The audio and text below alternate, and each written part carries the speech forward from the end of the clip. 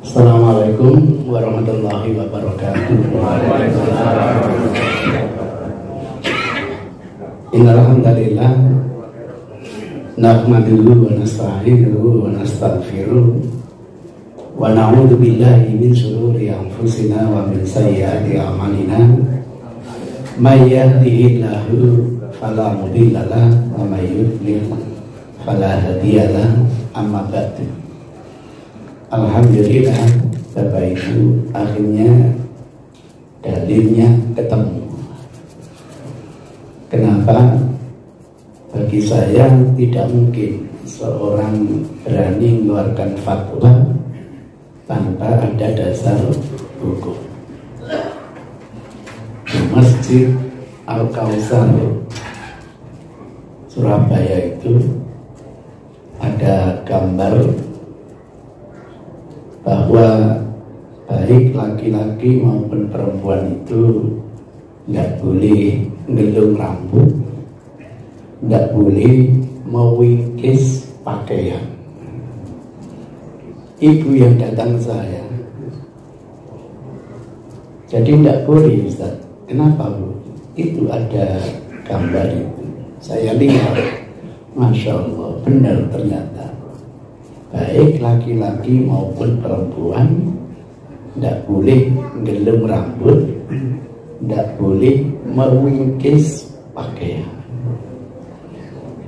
Mungkin bahasa kita itu melipat, mungkin melipat pakaian. Diwingkis itu kan dilipat gitu. Nah, akhirnya ketemu dalilnya itu hadis yang diriwayatkan oleh Abdullah bin Mas'ud. Saya besarkan biar bisa dibaca dari belakang. Wa an Abdullah bin Mas'udin radhiyallahu anhu qala, umirna, kami diperintah. Jadi Rasul dawuh kami diperintah. Jelas yang memerintah adalah Allah Subhanahu wa ta'ala. Kami diperintah Allah supaya tidak nakuffa sya'ron, itu diterjemahkan menggelung rambut. Diterjemahkan begitu, menggelung rambut. Wala sauban, tidak mewingkis pakaian baju. Sebab pakaian itu bisa celana, bisa baju. Hadisnya Masya Allah, walaupun dikeluarkan oleh Ibnu Majah nomor urut 1041, hasil penelitian Syekh Nasruddin Albani, ternyata hadis itu sahih. Bisa dilihat di dalam buku beliau rincian takhrijnya dan analisanya itu, buku Al-Irwaul Ghalil fi takhrij hadis Manar As-Sabil nomor urut 183. Di situ dijelaskan dengan detail, rawinya sikol, kredibel, hafalannya bagus. Walaupun hadis ini tidak tercantum di dalam Sahih Bukhari dan tidak tercantum dalam Sahih Muslim. Ini bukti bahwa masih banyak hadis sahih yang tidak tercantum dalam Sahih Bukhari maupun Muslim. Karena baik Imam Bukhari Muslim tidak ada niatan menghimpun semua hadis sahih. Yang dihimpun yang sudah disepakati kesahihannya oleh ulama. Itu ceritanya. Sehingga kalau sudah ada dalilnya dan dalilnya layak dijadikan argumentasi, sikap kita ini mestinya tinggal sami'na wa ata'na. Kita tidak terbiasa, Bapak Ibu, berpikir makosidnya apa. Tidak terbiasa. Pokoknya doktrinnya soal ya sudah, tidak usah neko-neko gitu. Tidak usah mikir-mikir. Nanti kalau mikir-mikir jadi jin, mesti gitu. Padahal kalau kita itu ngaji syariat, mestinya itu ada 3 unsur. Unsur tarikh tasrih, unsur syariat, ditindaklanjuti hikmah tasrih. Kebetulan dulu ini jadi mata kuliah, dan saya mengajarkan ketiga-tiganya. Ngajari tarikh tasrih, ngajari syariatnya atau fikihnya, juga ngajari hikmah tasrih. Bukunya lumayan besar, buku wajib yang harus dikuasai oleh mahasiswa. Lah hikmah itu memang ada, dalam Quran ada, dalam hadis ada, tapi justru kebanyakan itu kita disuruh mikir oleh Allah gitu.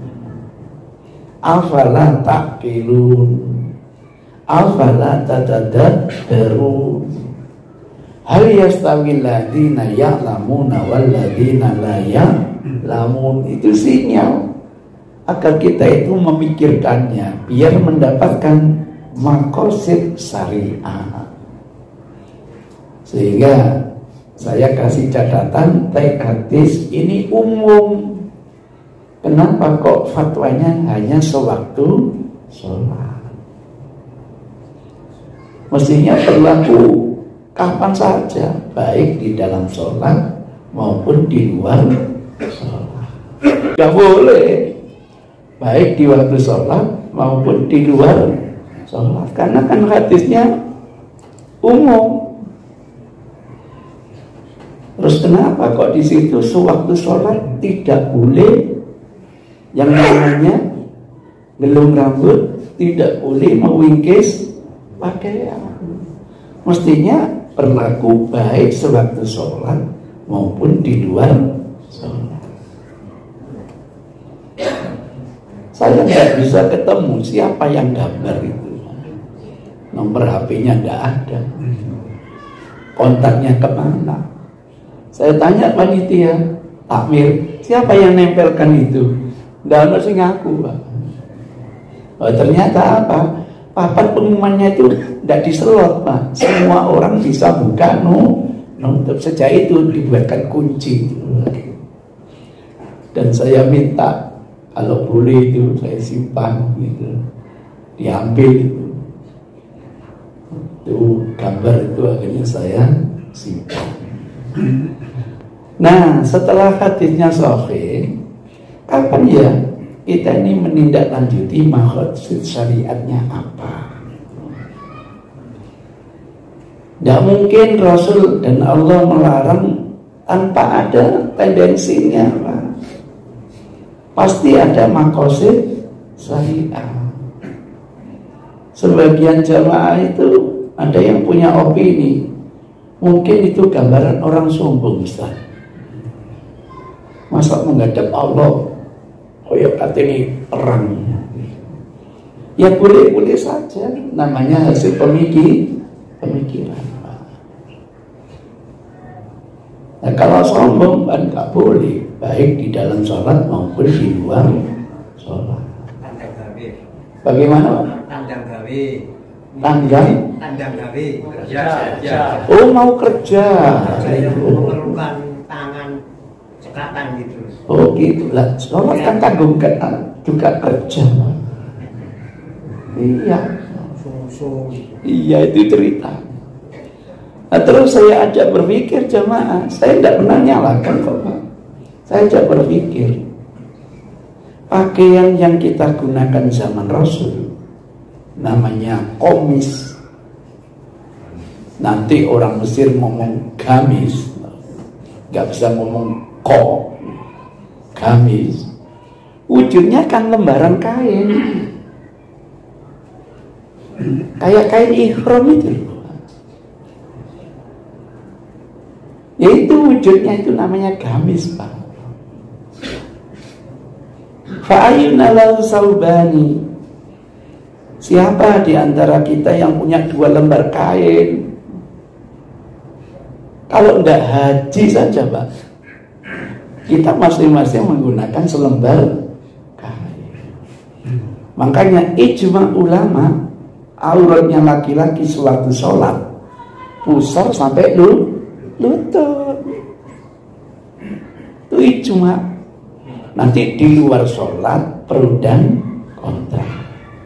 Ada yang bersikuku dengan hadis paha itu masuk aurat, sehingga bagaimana caranya paha tetap ditutupi. Nah, sekelompok yang lain enggak, paha tidak termasuk aurat. Ya punya dalil, wong Rasul itu pahanya sering kelihatan. Ternyata warnanya putih, sama dengan paha saya. Bedanya sedikit, Rasul putih mempelak, punya saya putih mangkat. Hanya itu aja. Ketika Pak Rasul tampak, Abu Bakar masuk, nggak ditutupi kok pahanya, tetap terbuka. Kemudian Umar masuk, ya tetap pahanya terbuka. Begitu Utsman masuk, ditutupi. Iya, ditutupi. Maka Aisyah itu konfirmasi. Tadi Abu Bakar masuk, panjenengan tidak menutup paha. Umar masuk tidak menutup paha. Nah, kok Utsman masuk sampai tutupi? Jawaban Rasul menarik. Malaikat aja malu kepada Utsman. Ngono ya. Itu namanya manakibnya Utsman. Itu ceritanya begitu. Itu gambarannya. Jadi kalau di dalam sholat sepakat pusar sampai apa? Lutut. Itu gamis kita, Pak. Wujud pakai Rasul hanya 2. Kalau nggak gamis ya jubah. Jubah itu wujudnya apa? Kainnya lebar, di tengahnya dibulati untuk dimasukkan ke kepala, dicitet kanan dan kiri, kayak jasutan kelelawar gitu. Itu jubahnya Rasul. Seumur hidup hanya punya 2 jubah. Hadis, Pak. Ketika tokoh munafik hendak wafat, anaknya dipanggil, diberitahu, nanti kalau bapakmu wafat, tak kafani dengan salah satu jubah saya. Sehingga ketika bapaknya wafat, anaknya nagih, dikasihkan oleh Rasulullah yang terbaik. Wah, ngamuk para sahabat. Kamu kan tahu Rasul itu kalau punya diminta mesti dikasihkan, Pak. Lah duwe loro dijaluk. Kok mentolo? Rasul yang bilang, saya yang janjikan kepada dia. Oh ya sudah. Tapi ketika turun ayat, nggak layak dipakaikan, dicopot kembali. Itu ceritanya. Mau didoakan, ditegur oleh Allah Subhanahu wa Ta'ala. Mau disolati, langsung ditegur oleh Allah. Nah, sudah baru yakin kalau dia munafik. Awal kan tidak boleh, Pak. Orang sudah ikrar la ilaha illallah, itu harus dimasukkan komunitas muslim, sehingga nama dia tidak masuk dalam jajaran sahabat. Kenapa? Dia lama menggauli Rasul tapi tidak, matinya dalam kondisi bukan keislaman. Jadi harus ada, Pak, maksudnya. Lah sekarang kalau kita sudah tahu pakaiannya seperti itu, anggaplah pakai sarung, bisa, Pak, mewingkis sarungnya, Pak? Apa bisa? Di atas itu. Loh, mewingkis itu yang bagian bawah, motor celana yang di atas wingkis. Tidak bisa. Ya tidak bisa. Kenapa saya arahkan pemikiran gini?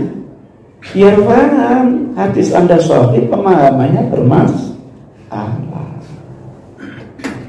Kenapa bermasalah? Nah ini gara-gara ambil hanya hadis ini. Padahal hadis yang lain sama diriwayatkan oleh sahabat Ibnu Abbas. Ani Ibnu Abbas radhiyallahu anhu maqala qala Rasulullah Daud sapa Rasulullah sallallahu alaihi wasallam. Umirna, kami diperintahkan oleh Allah tentu an-nasjuda, untuk sujud ala sab'ati a'dhum, pada 7 anggota badan, alal jabha, pada dahi, wa asyara biyadihi, sambil mengisyaratkan tangannya, ala anfihi, berarti satu paket dahi dan hidung, wal yadaini wa rukbataini wa atrafal qadamaini. Nah ini wala fita sauban wala syara. Itu ceritanya kenapa saya tidak mau pakai ngaji Bukhari saja, Muslim saja, Ibnu Majah saja. Sebab kalau hanya Bukhari saja dapat 1 teh. Tapi kalau model tematik, wah kita nanti tahu dalam kasus ini berapa sahabat yang terlibat di dalam periwayatan. Oh ternyata saya temukan bukan hanya Abdullah bin Mas'ud, tetapi juga Abdullah bin Abbas. Nah redaksi yang dimiliki oleh Abdullah bin Abbas jauh lebih sempurna, karena hafalan perawi itu kan beda-beda. Ada yang hafal stressingnya 1 poin, 2 poin, 3 poin, sehingga nanti digabung ziyadatus thiqah maqbulan, tambahan informasi dari perawi kredibel itu bisa diterima. Dengan disisihkan dalam kurung begini, kita seakan-akan mendapatkan sabda Rasul itu secara utuh, Pak. Nah kalau hadisnya kita terima utuh, pemahamannya insya Allah lebih valid, lebih akurat. Nah sekarang coba kita kaji yang lebih sempurna ini. Umirna, kata Rasul, kami diperintahkan. Sama nanti yang di atas, umirna, kami diperintahkan oleh Allah, an-nasjuda, agar kami ini sujud, ala sab'ati a'dhum, pada 7 anggota badan. Ya gara-gara hadis ini, Pak, muncul buku sholat di atas sajadah bid'ah.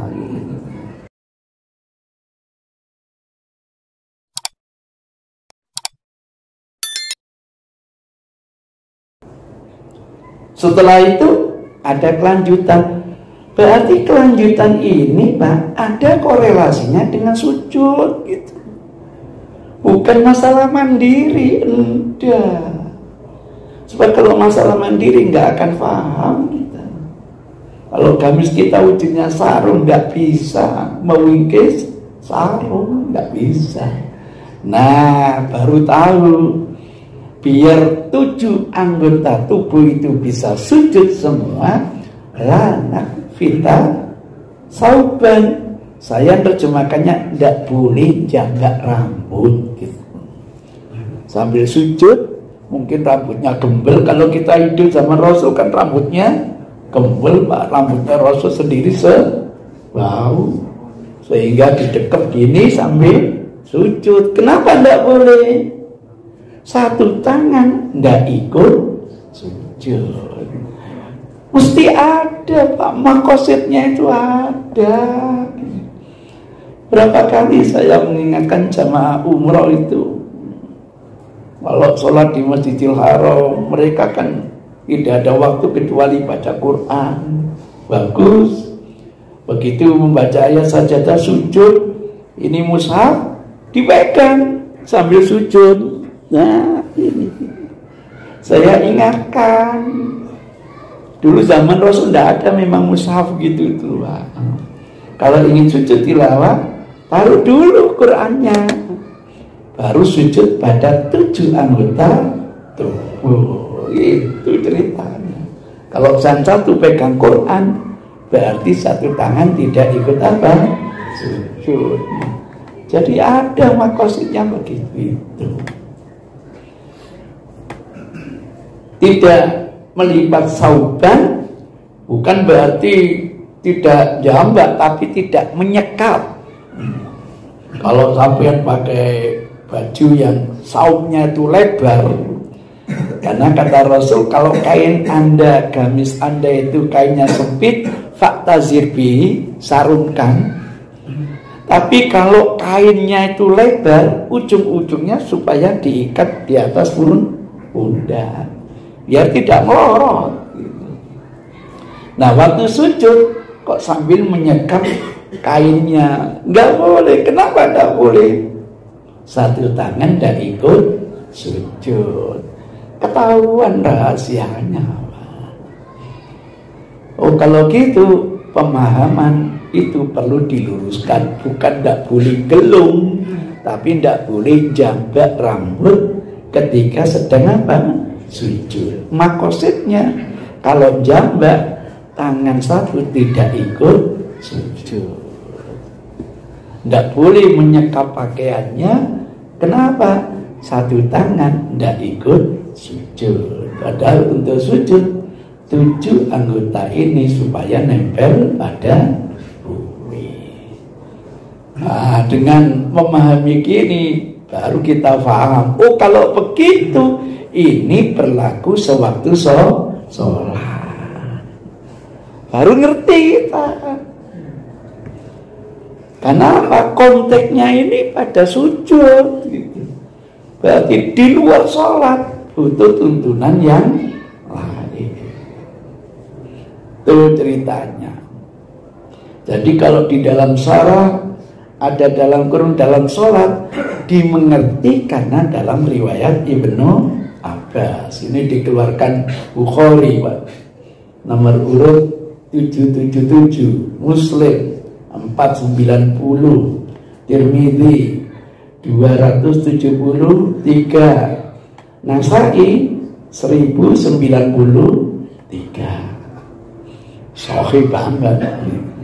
Sehingga saya kasih catatan seperti apa wujud pakaian di zaman Nabi dulu. Kok bisa-bisanya melipat?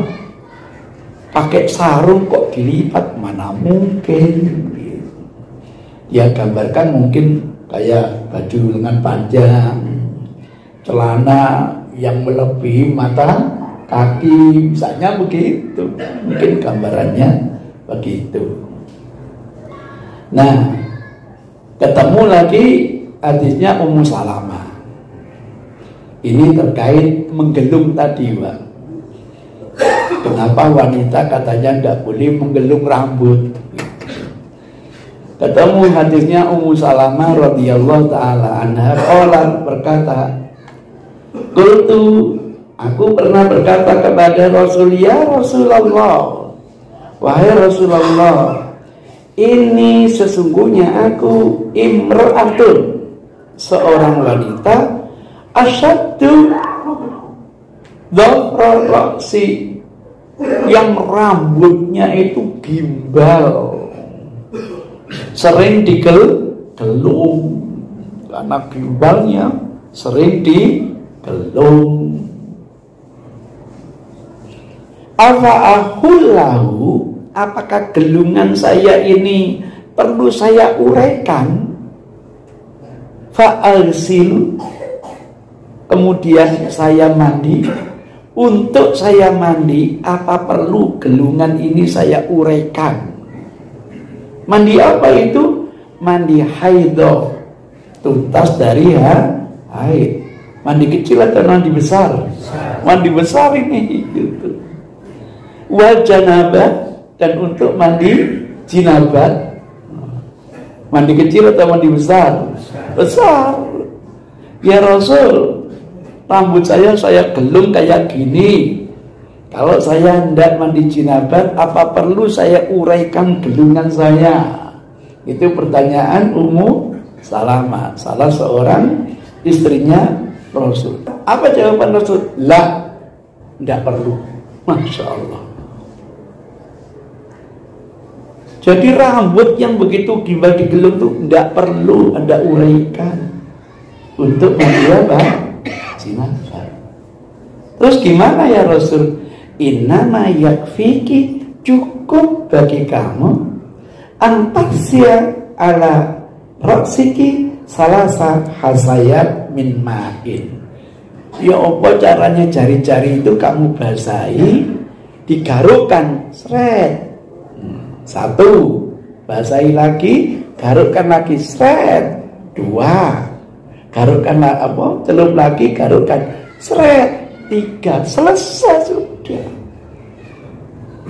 Enak apa tidak? Bu, gampang apa sulit? Gampang. Ada rong ini Ustaz, tak tantang suamiku. Gara-gara harus keramas Ustaz. Ada pagi-pagi berangkat ngantor, apa kata teman-teman? Luncung nih ye. Oh no, ayo dulu situ. Nah, kalau hanya ini gampang.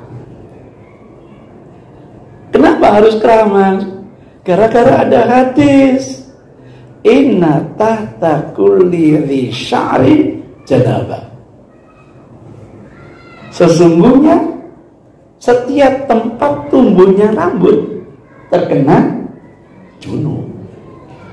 Maka harus merata. Biar merata dikasih sampo gitu. Zaman Rasul ono sampo Pak. Begitu. Alhamdulillah, untungnya hadisnya ini untungnya. Kalau hadisnya sahih susah Pak. Setiap tempat tumbuhnya rambut kena jinabat. Lah rambut kan bukan hanya di kepala, di hidung juga. Wah, dikeramasi mati. Itu ceritanya. Alhamdulillah. Summa tafidina ala sa'iri jasadika alma. Udah guyur setelah itu jasad Anda selesai. Anda sudah suci. Itu gambarannya. Oh, kalau gitu wanita boleh gelung apa tidak Pak? Siapa yang bilang tidak boleh? Itu ceritanya. Ini enak kalau ngaji dengan tematik seperti ini, kita akan bisa mendapatkan pemahaman yang lebih valid. Terima kasih. Billahi hidayah wa taufik. Assalamualaikum warahmatullahi wabarakatuh.